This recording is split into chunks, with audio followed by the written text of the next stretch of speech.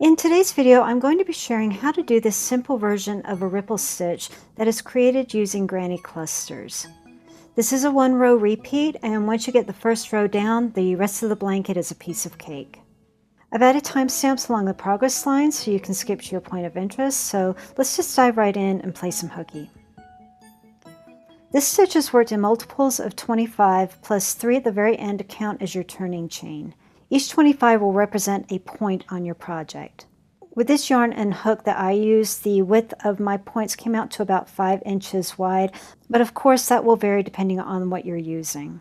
As you're planning out your chain count for your width, keep in mind that your chain will reduce slightly once you've created your peaks and valleys. Here you can see I started with a chain that reached about 17 inches, and after those peaks and valleys were added, it reduced down to about 15.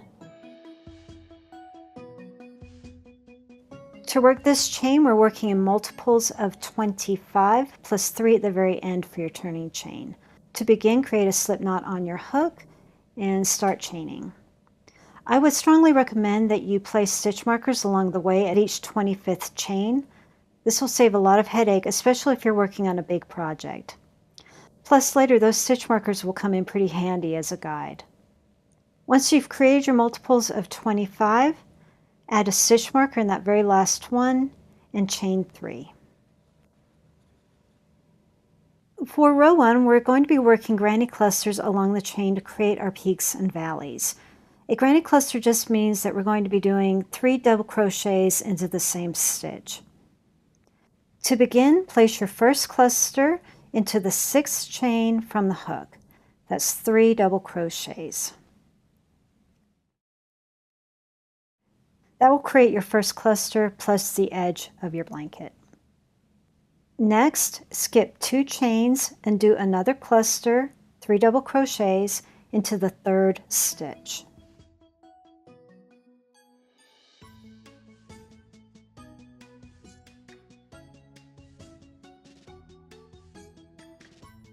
Skip 2 again and repeat with another cluster into the 3rd stitch.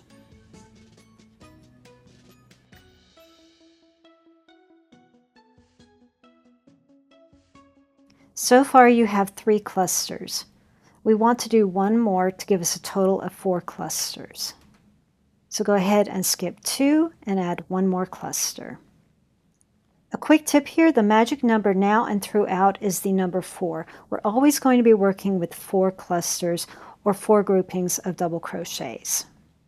With the 4th cluster, we've actually created the beginning of our first point.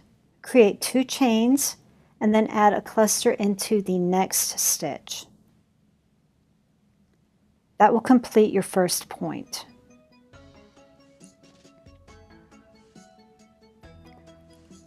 Now notice for that first side and peak, you have 4 clusters. We're going to be doing the same thing, working our way down. Skip 2 chains and work a cluster into the 3rd stitch. Continue doing this until you have 4 clusters. Once you've completed your 4 clusters, you've reached the valley. Your 4th cluster is actually the beginning of the valley. Skip 5 chains and work a cluster into the 6th chain. This will give you your lower point or your valley. Quick tip, if you use the stitch markers for your chains, you can use them here for your guide. Your valleys will always land 2 chains behind the stitch marker. And now you're going to repeat this sequence all the way to the end. Remember, we're always looking for 4 clusters on the sides. Skip 2 chains and work a cluster into the 3rd stitch. Continue on until you have 4 clusters on the side. That 4th cluster is the beginning of your point. Chain 2, work a cluster into the next stitch.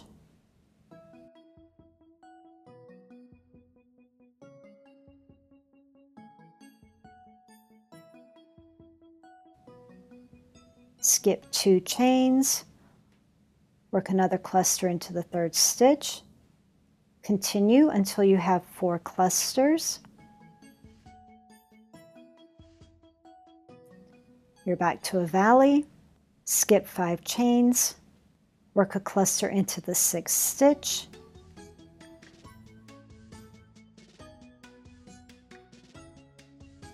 That's your valley completed, and continue on with the sequence, and I'll see you at the end. Once you've reached the end, you should see 3 chains. Create a double crochet in that very last chain. Chain 3 and turn. And now for row 2, it's really easy. We're going to be repeating this sequence throughout the rest of the project. Skipping that first turning chain space, work a cluster between the 2 previous clusters from the previous row.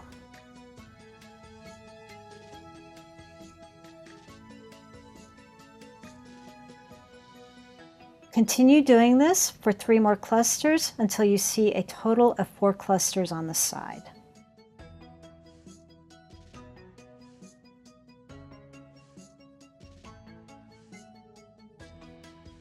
That 4th cluster is the beginning of your next peak. You'll see that you're in that chain 2 space. To complete that peak, chain 2 and add a cluster into the same spot.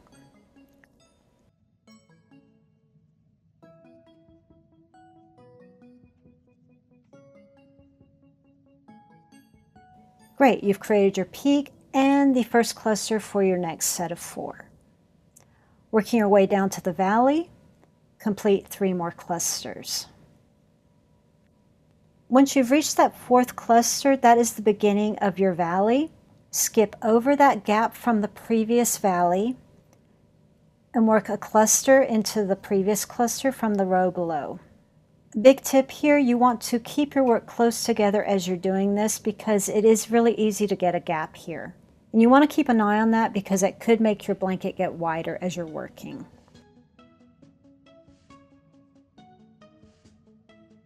That has completed your valley and also the first cluster of your next set of 4.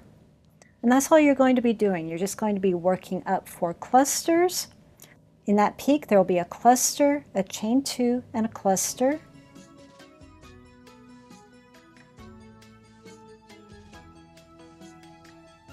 Working your way back down, you'll have your 4 clusters. You're back to a valley. Skip that valley and create a cluster, remembering to keep your work as tight as possible. Continue doing this and I'll see you at the end. Once you reach the end, in that chain 3 space, create a double crochet. You can either work it around that chain 3 or you can work directly into the chain, whichever you prefer. Chain 3 and turn and continue on with your project. Typically, I like to change colors every 2 rows, but it's not necessary. Just fasten on and off however you like best and continue on. If you want to straighten the points out and give a straight edge, it's actually really easy to do. For the side slant, you're going to fasten on into the chain 3 space over here on the side. Just fasten on however you like best and create a chain 3. Create a cluster in between the clusters from the previous row. What we're doing here is we're doing a decrease. So we're going to be doing the clusters just like we were before, but you're going to see them move downwards. So for the previous row here, we see that we have 4 clusters, and now we're going to reduce it to 3. So continue doing clusters in between those previous clusters until you reach the end. Once you have your 3 clusters, you'll notice that you're at the point or the peak. Create a double crochet into the peak. Chain 3 and turn. We're just going to repeat the sequence again, working a cluster in between the previous clusters, skipping that first chain 2 or 3 space.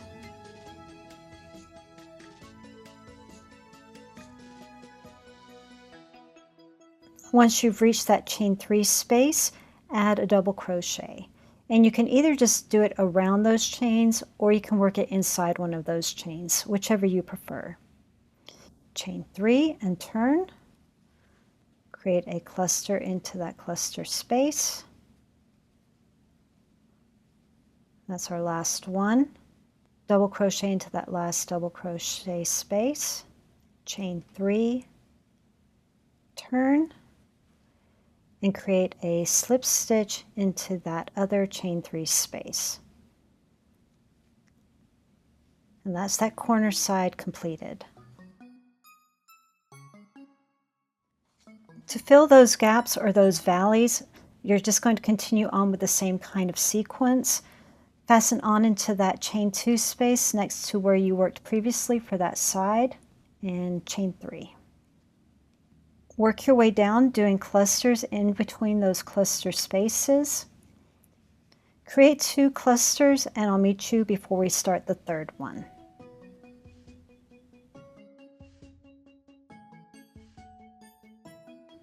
We've nearly reached the valley, and what we want to do is we want to do 6 double crochets together.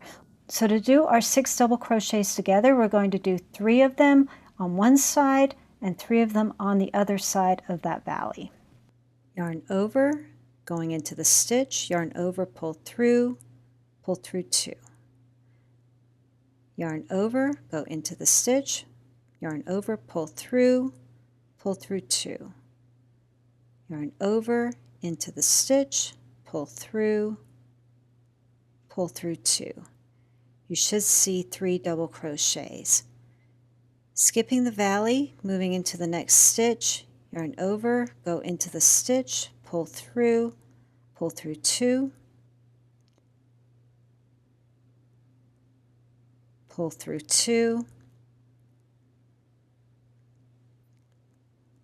pull through 2. You should see 7 loops on your hook. Yarn over, pull through all 7 loops, and secure with a chain. You've just created 6 double crochets together. And work a cluster into the next stitch. Again, one more. And we're back to the peak. So we're just going to do a double crochet into the peak. Chain 3 and turn. And if you look, you'll see again that you have reduced your 4 clusters on the side down to 3. And now we're just going to keep doing this until we get to the top. So working a cluster into the next space. We're at that valley. We're going to repeat the sequence again. We're going to do 6 double crochets together into those 2 spaces that you see on either side of the previous double crochets we did together. So 3, move over to the next space, do 3 more. Remember, we're just doing unfinished double crochets. You'll have 7 loops on your hook. Yarn over and pull through all of them. Create a chain to secure, and then follow through with another cluster in that last space. Double crochet, chain 3 and turn. Now we're back to doing our 6 double crochets together.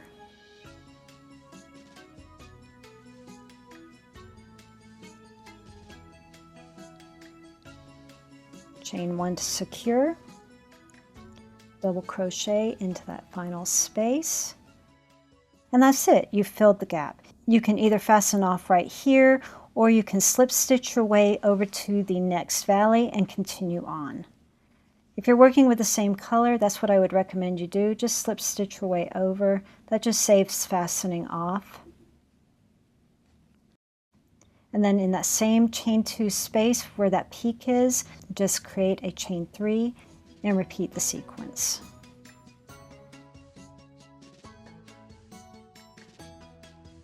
Some of you might be wondering how to add a border to this.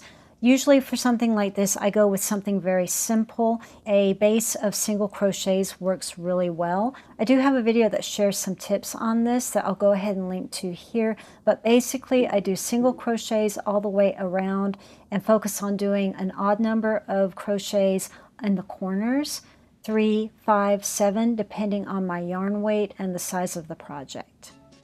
I hope that helps. I hope you enjoy this stitch. Let me know if you give it a try, and we'll see you next time.